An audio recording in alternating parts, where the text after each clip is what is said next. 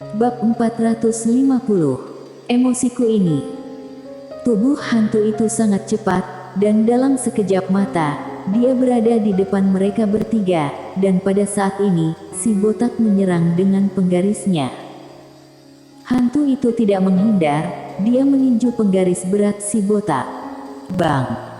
Di bawah kaki keduanya, bumi langsung retak, dan pada saat yang sama, keduanya mundur dengan keras pada saat yang bersamaan. Mileye hendak menembak, dan Jones Zan tiba-tiba berkata, biarkan mereka bertarung. Mileye memandang Jones Zan, dan Jones Zan berkata dengan sungguh-sungguh, kita tidak bisa membiarkan orang-orang klan Moko memandang rendah kita. Mileye. Tidak jauh, si botak menyeringai, dan senyumnya agak mengerikan. Detik berikutnya, dia melompat. Pada saat yang sama, penggaris raksasa di tangannya tiba-tiba memerah, dan hantu di seberangnya juga menyerang dan kecepatannya sangat cepat. Ruang hampa yang dia lewati juga bergetar, itu sangat menakutkan. Segera, keduanya mendekat, si botak membanting dengan penggaris berat di kedua tangan. Saat penggaris mengenai, nyala api yang mengerikan menyapu dari ujung penggaris. Dan hantu itu tidak menghindar, dia hanya menghantam. Murni kekuatan fisik. Satu pukulan, ruang hampa bergetar. Bang! Pukulan ini langsung menghancurkan nyala api, dan pada saat ini, penggaris berat di tangan si botak menghantam tinju hantu itu dengan keras. Bang! Ruang hampa di sekitarnya bergetar hebat, dan keduanya mundur dengan keras. Melihat adegan ini, ekspresi Mileye menjadi serius. Kekuatan si botak dan hantu ini benar-benar di luar dugaannya. Pada saat ini, dia juga mengerti bahwa dia bukan yang terkuat di antara generasi muda dunia surga. Jenius dari seluruh Star Territory W yang mungkin ada di sini. Di sini, ini benar-benar tempat berkumpulnya super jenius. Dan yang paling penting, super jenius ini sangat mampu bertarung. Pada saat ini, hantu tidak jauh tiba-tiba menghantam tanah, dan seluruh bumi tiba-tiba bergetar, dan kemudian, duri tanah naik ke langit di bawah kaki si botak. Wajah si botak berubah, dia menginjak kaki kanannya dan menarik diri ke belakang, dan sebelum dia mendarat, duri tanah lain keluar dari tanah.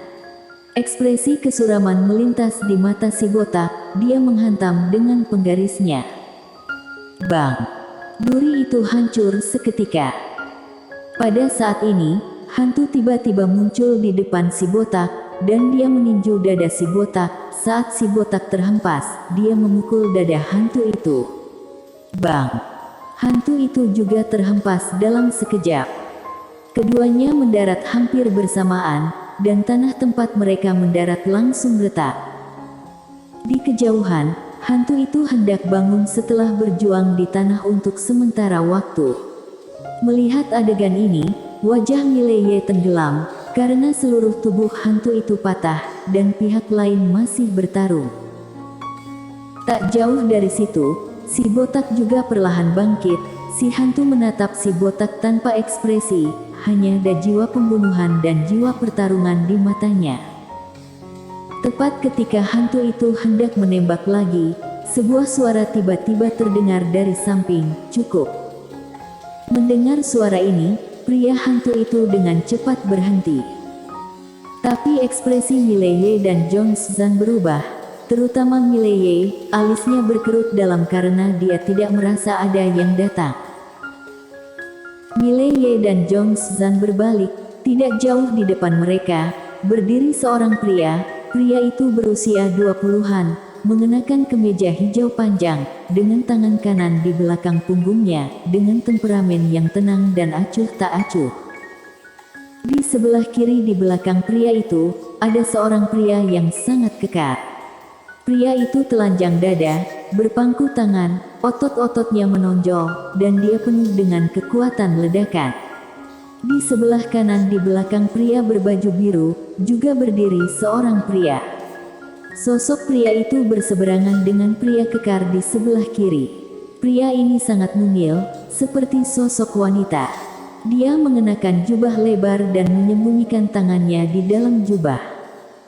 Melihat ketiga orang ini, wajah Jones Zhang di sebelah Mileye masam, dan wajah si botak menjadi muram dalam sekejap.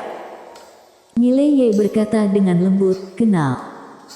Jones Zhang menatap dua pria di belakang pria berbaju biru. Keduanya adalah pembunuh langit dan pembunuh bumi dari klan Moko.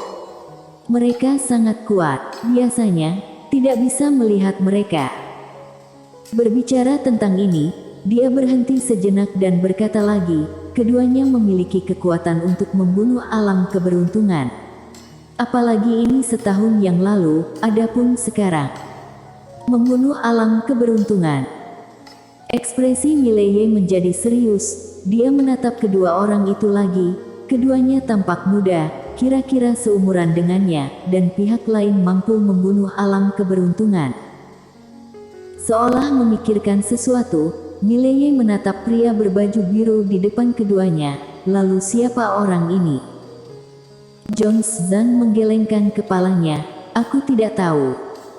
Pada saat ini, pria berbaju biru berjalan ke arah Mileye bertiga. Matanya tertuju pada Mileye, kultivator pedang.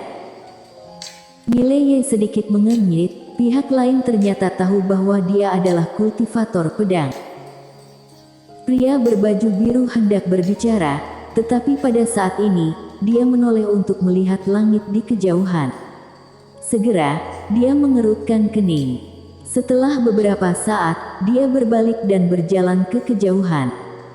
Di samping, pembunuh langit, pembunuh bumi dan tubuh hantu itu buru-buru mengikuti. Tidak lama setelah berjalan, pria berbaju biru itu tiba-tiba berhenti. Dia berbalik dan melirik ketiga Mileye.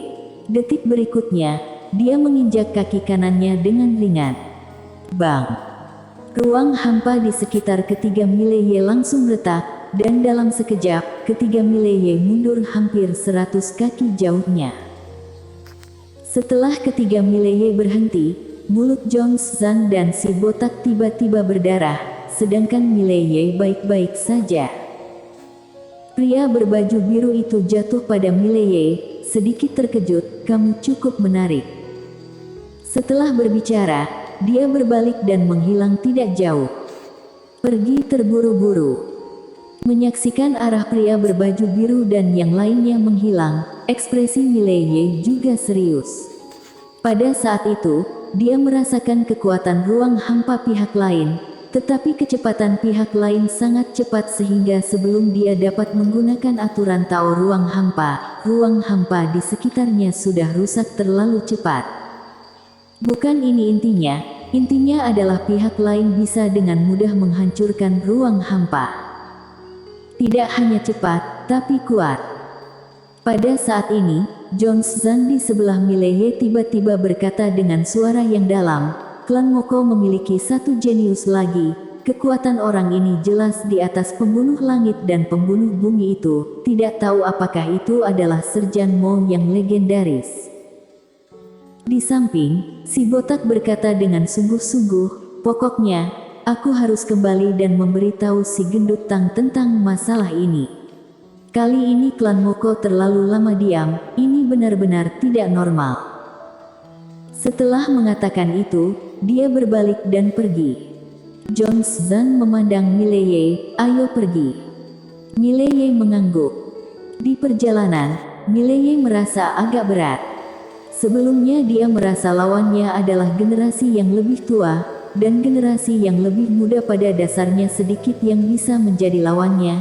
Tetapi setelah datang ke kota pengubur langit, dia menemukan bahwa di antara generasi yang lebih muda, ada terlalu banyak master, seperti pria berbaju biru barusan. Dia tidak yakin bisa mengalahkan lawan. Namun, dia tidak putus asa. Hanya bersemangat juang. Bersemangat juang tanpa akhir. Dia, Mileye, tidak ingin menjadi generasi muda tidak terkalahkan, tetapi ingin generasi muda tidak terkalahkan. Setelah beberapa saat, Mileye dan yang lainnya kembali ke kota pengubur langit, sedangkan Jones Zhang langsung pergi. Si botak dan Mileye kembali ke rumah batu. Di dalam rumah batu, si botak duduk bersila dan mulai merawat diri. Mileye tidak memilih untuk mengganggu pihak lain, tetapi segera dia menemukan masalah, yaitu ketika si botak menyembuhkan lukanya, dia menggunakan batu spiritual biasa, bukan kristal murni ungu. Mileye bertanya, kenapa tidak menggunakan kristal murni ungu? Si botak melirik Mileye, tidak punya. Mileye menjentikkan jarinya, sebuah cincin penyimpanan jatuh di depan si botak. Si botak meliriknya, dan ada 100.000 kristal murni ungu di dalam cincin penyimpanan. Si botak menggelengkan kepalanya, aku tahu, kamu baru saja datang ke sini, dan kamu memiliki beberapa stok, tetapi stok ini tidak akan bertahan lama di tempat ini. Karena segera kamu akan menemukan bahwa ada terlalu banyak tempat yang membutuhkan kristal murni ungu, jadi, simpanlah untuk dirimu sendiri. Mileye berkata sambil tersenyum, kamu gunakan dulu, ketika itu tidak cukup, baru kita bicarakan. Si botak masih ingin menolak, tapi Mileye tiba-tiba berkata, si botak, jika menurutmu aku pantas untuk berteman denganmu, terima saja. Si botak melirik Mileye, ragu-ragu, lalu menyimpan cincin penyimpanan itu. 100.000 kristal murni ungu, baginya, kebetulan bisa mengatasi kebutuhan yang mendesak. Apalagi sekarang, gajinya telah dipotong oleh Tuan Bai, jadi 100.000 kristal murni ungu ini sangat penting baginya. Si botak mulai menyerap kristal murni ungu, dia melirik Mileye, di sini, ada dua orang yang tidak bisa tersinggung, yang pertama adalah Tuan Bai, dan yang kedua adalah si gendut Tang. Kita akan bertemu dengan mereka nanti, mengerti? Mileye tertawa, apakah ada pertempuran di sini juga? Si botak menggelengkan kepalanya, tidak banyak pertengkaran, tetapi orang-orang di sini sangat arogan, kamu tahu maksudku.